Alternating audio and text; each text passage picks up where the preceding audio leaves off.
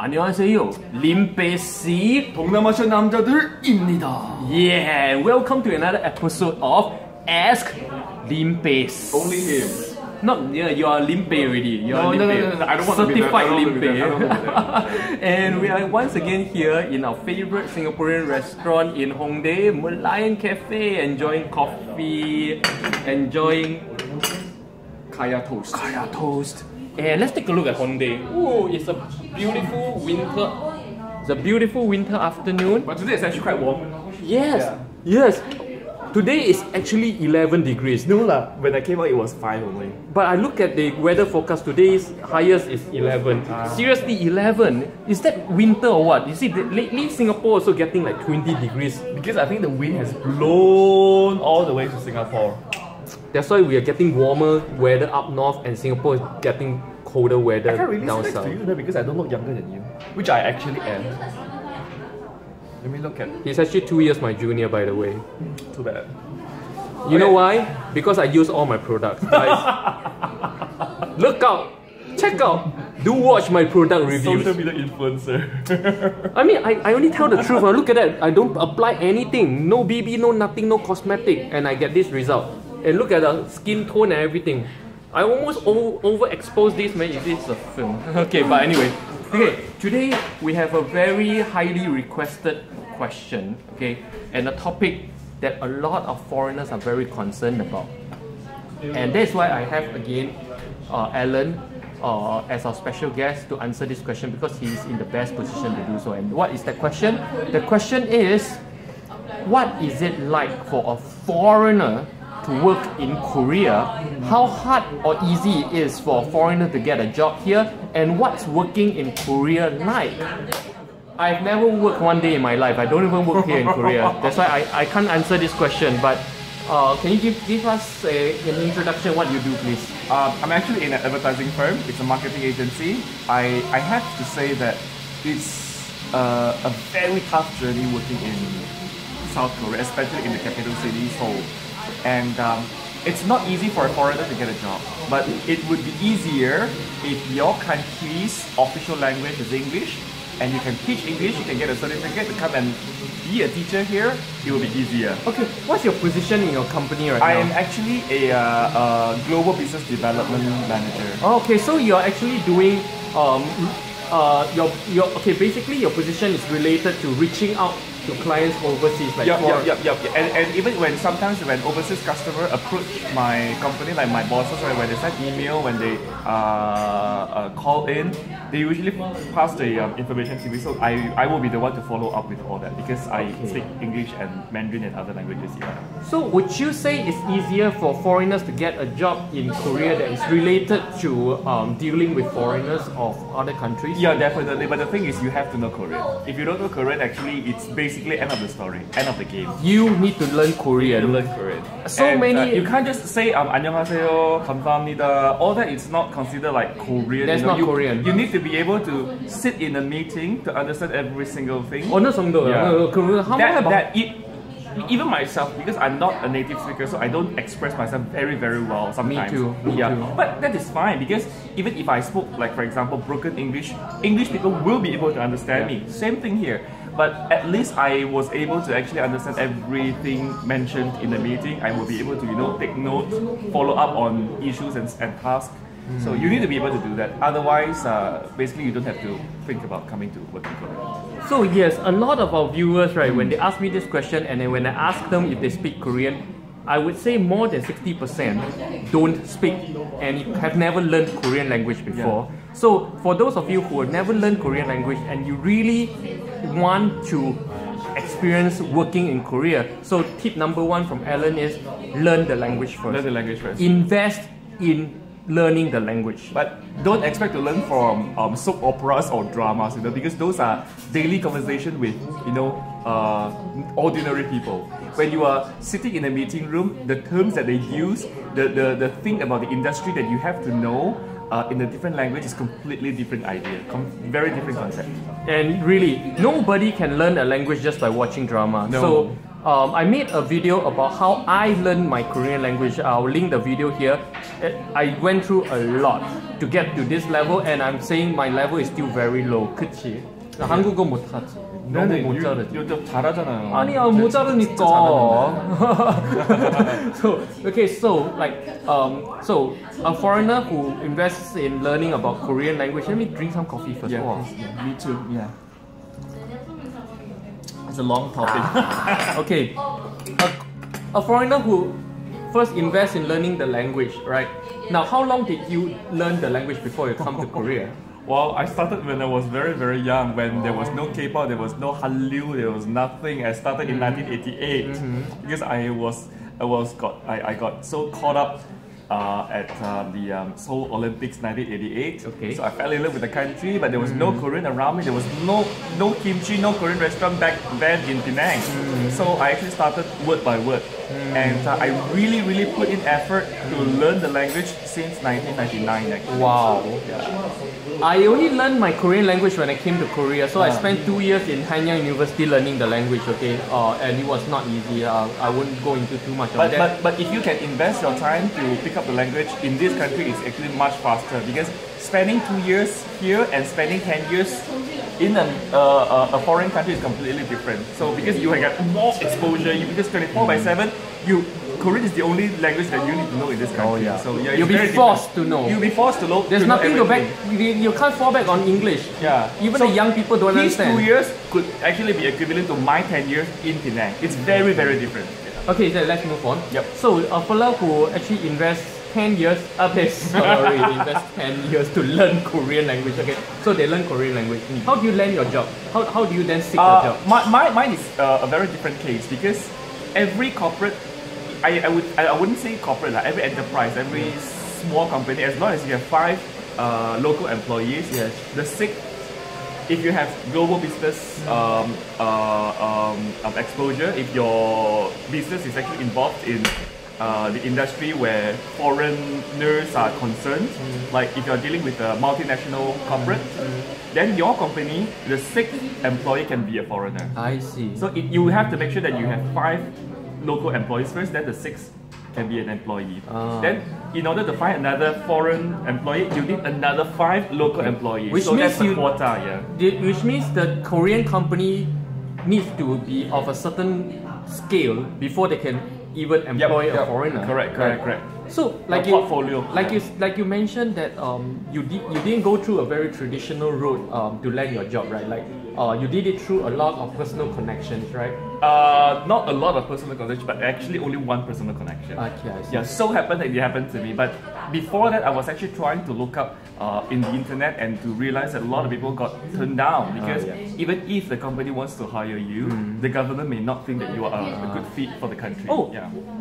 How would the government think you're not a good fit for the country? They have to what look does at your it really mean? academic background first. Like, for example, if you are not even a degree holder, I'm not. If you're not a degree holder, then what else can you prove that you have good work experiences? So guys, my case, study hard. Yeah, and then even for, you just told people not to study, not to... No, the thing is, there's a lot of kids watching our channel.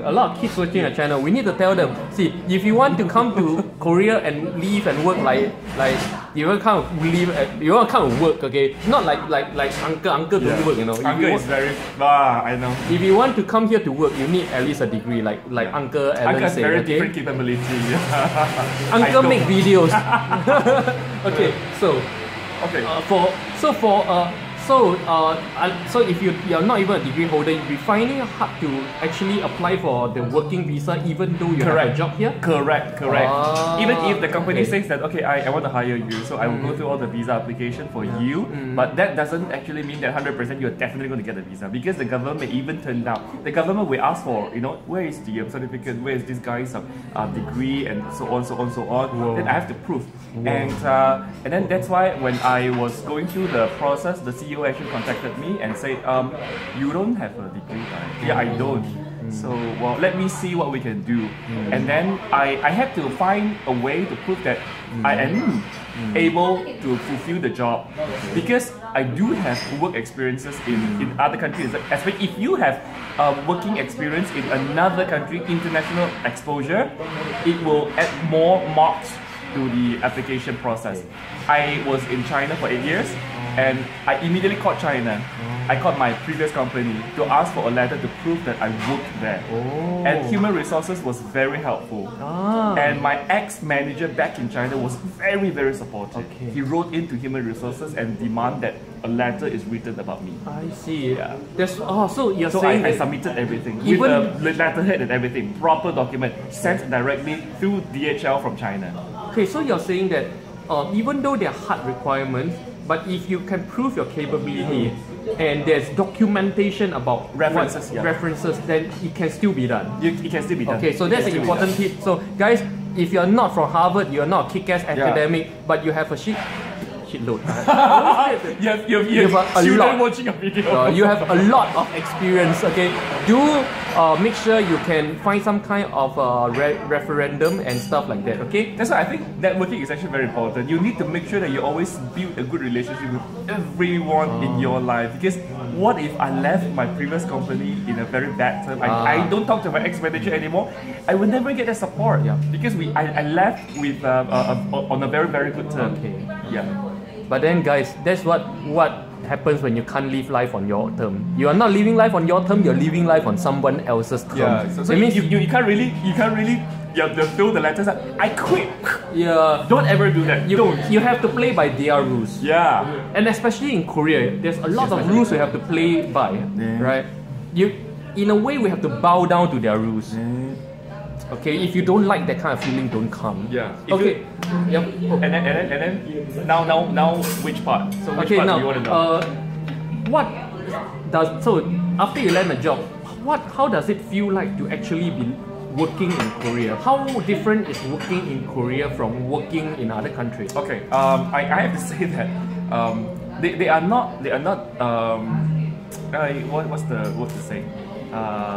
There is racial discrimination, but you just have to bear with it because the whole in the world there's no place without racial discrimination today. We just have to be very, very open-minded ourselves. Everywhere, even in Singapore, even in Malaysia, even in China, even within China itself, within India itself, Indians discriminate against Indians from other parts. Chinese discriminate against Chinese from other parts as well. No matter how small your country is, it will still happen. So for South Korea, I have to say that sometimes people do worship, white people, which I'm not, and I look very, very Asian. So I can actually pass as a Korean, and that's how tough the journey has begun, because they treat me like Korean. Okay. You will think this is a very positive sign because they treat you like one of them.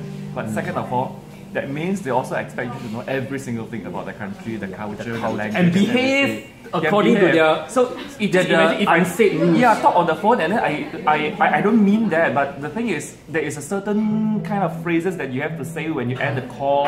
네 알겠습니다. 네 다시 전화하겠습니다. If you don't say things like that, is so good. Don't say things like that. People will think, the heck is this? Oh, this guy was rude. What you know, boy?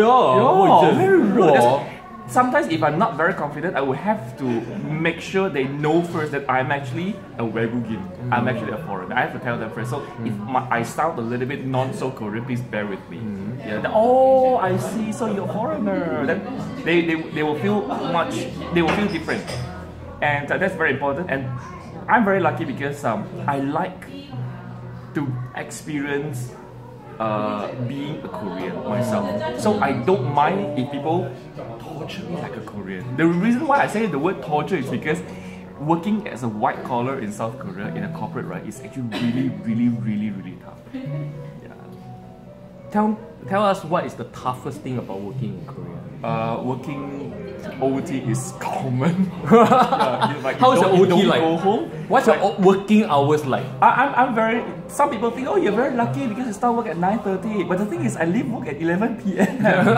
So you're talking about 13 hours work day. Yeah, and then sometimes, of course, when there's no project, there's no job, your bosses would actually want you to go home because, But the thing is, sometimes because I'm an agency, so a lot of I wouldn't say it's actually the company's fault. It's actually the customer's fault. The customer will say, "Hey, Alan, I need to see that email by 10 a.m. tomorrow morning." So I have to do it because we are an agency. We actually serve them like they are the kings. So I always have to stay back and work until 11 p.m., go home. Or I have one experience when my whole team was actually rushing for a project for a very, very big customer. I can't review. We didn't win the deal. We lost it, but we actually spent 36 hours doing it. I mean it. 36 hours as in we don't rest. Okay, and are these spurts periods like occasional, or is that the common place? Occasional. Okay. Not all the time. Okay. But most of the time, leaving work at 9 something, 10 o'clock is actually very, very common among white collars. Among all other companies as well? Yes, it's very common. I hear from my friends working in Samsung that they leave work about 12 midnight and they go to work about 6 a.m. They watch their kids grow up like that, not like that. Horizontally, not vertically. Oh, that's a very interesting expression. And now question. After all the OT, are you paid any OT? Not really. They will actually OT. cover your dinner. They will cover your dinner, and usually after 11 p.m., if you have to go home, because most of the people that if you mean you don't go home? No, if you live outskirt, right? Oh. So I'm lucky because I live inside Seoul, so there will always be subway until 12 p.m. or 12 a.m. or 1 a.m. Sometimes it really depends on the area. But certain people actually live in like Incheon, Suwon. They have to take a taxi. Okay. If they take a taxi after 11 p.m., the taxi fare will actually be borne by the company. I see. There's no OT paid. Okay. Yeah. So some companies do, but certain companies they don't. So he is saying that you work like a donkey, 11, 12, 13 hours work days, and you're not paid OT. Who likes that for your work? Yeah. Comment, say yes if you like this kind of work. Because your salary may actually be higher. If compared to Malaysia or even Singapore, your salary may actually how's the salary like, if you can review? Yeah, I can review. I can't review my salary, but I can just give you a very rough idea. If you join a new company as a just start off as a Sawon, I think you will get about $1,800 US a month, and That's little. that's very little, right? And then as you go up, right, certain companies will give you, like, if you are Kwajang, that means you have at least 3 to 5 years experience in in that company already. You would actually be paid about 250 so it's 2,500 US. That's dollars, very little. Very little. Unless you work in super big company. So like That's for example, barely my monthly. the top 3 companies in Korea. Do you know the top 3 companies in Korea? Number 1. Samsung. Second. KT. SK. One of them. One of them. And then the third one. Don't know. LG. LG. If you work in those companies, right, your salary will actually be double. So the one that I said. That's why everybody fights so hard to go in. Yes, correct. But the thing is, your pressure, your stress will be way much higher. Yeah. They expect, because I pay you $6,000 US to do this, then you have to do that. Yeah. Do you have any idea how much the English teachers here are making? No, they are not making a lot. They are not making a lot. I would say they are making about $2,000 US a month. Yeah. It's not really like a lot of money. Guys, that's barely my apartment rental. Seriously. No, you are different because you have different capability. My apartment rental is easily twice that. I don't know how people survive on that kind of pay. Seriously. I want to be your apartment. Okay, now finally, let's now after being, so you're saying that it's hard to get a job. You have to bow down to a lot of rules. You get discriminated and you don't make an awesome amount of pay, and still you work like a slave. What makes you continue to stay and work here? I think my personality is very different, because some people, they really hate it, and South Koreans especially, they really hate it. They really hate their work life like this. But I was born and raised in a very relaxing place called Penang in Malaysia. So yeah, it's a very beautiful place. Exactly something that I never experienced before in my life. So I want to do it because I want to create more value for myself in this world. So I think I bring a lot of things on the table. When my CEO hired me, he knew that I could do this and that, things that ordinary South Koreans will not be able to do it. Just take for example, most of the time, I think most of your viewers are Malaysian and Singaporeans, right? Yeah. I want them to feel proud about who they are. Yes. Like for example, if you can speak Korean, just if you learn Korean, if you are Korean, you may be good in a foreign language, English. Or some people don't really focus on English, they focus on Mandarin, so you will be good in English or Mandarin. So you have language advantage. English or Mandarin, but as a Singaporean or as a Malaysian, right, if you pick up Korean, right, you'll be fluent in English and Mandarin. So that means you are actually 3 in 1 package to many of them. My company is still actually looking for foreigners who actually want to live and work in South contact Korea. Allan if you want to work in his company. And we prefer Malaysians or Singaporeans. He prefers Malaysians or Singaporeans. I'm going to leave his contact in the description. Please bombard him with all your resumes if you want. Correct, but the thing is, you have to make sure something. There's something that you need to make sure you have before contacting me. You need to be able to speak Korean, that's it. Be able to speak Korean or don't spam his email. Yeah, if you don't speak Korean, and I will learn. No, that's not my problem. You learn first. That's why what he's saying is this: if you don't even speak Korean, please take a needle and burst your little dream bubble about working in Korea. Okay, that's it. If you don't speak Korean, that's the most foundational, and you're not even bothered to do it, then your quality and everything doesn't fulfill the requirements of living in Korea in this very competitive society in the first place. They still can. If you are super good looking, then you'll be an idol. Hey, you're thinking suddenly you pause for 2 seconds, he's thinking. Yeah, but even idols need Korean. Because lately there was... But you will be trained, but the thing is No. trained. Lately there was an idol program, okay, for Stray Kids by JYP, and the guy Felix, he was actually initially disqualified because of his Korean skill, and his Korean skill is way above both of us. It's only that he has an accent, and when he rap, some of the words are not clear, and he's out. He's from America? Australian Korean. Korean Australian? No. Yes. That's strict. Weird, right? That's strict. You're talking about the accent gotta be right, the pardon, the pronunciation, everything's gonna be right, okay? Even if you want to be an idol. I know a lot of you who wants to come here for audition, and you think you can dance, you can sing. Sorry, if you're Korean cannot make it. Because they're very, very proud of it. Very. Yeah. A lot of people, their whole life, they only listen to Korean songs. They don't even listen to English songs. Yep. Yeah. So, let's wrap this up. Yep. In the end, 한국에 일하는 게 가치가 있어? 가치가 있지. I just asked him, is it worth it to work in Korea? To me, yes, because I get to be exposed to many interesting things. I get to know how to gain respect in my industry, and I get to do a lot of very different things because we're an agency. And then also one good point is that Koreans are actually very kind and very nice people. Even though a lot of people will bash you for what they are said. very tough. They are very tough, and then they push people to do things because they want to develop their country. I mean, this is because it's a very small country, and then beside Japan and China, what can you expect? Giants. But traditionally, I would say that generally Koreans are very kind people, very friendly. Yes.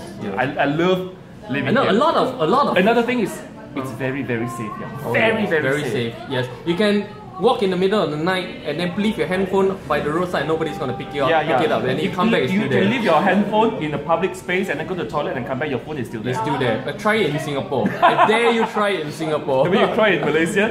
Even while using it, your phone may be gone.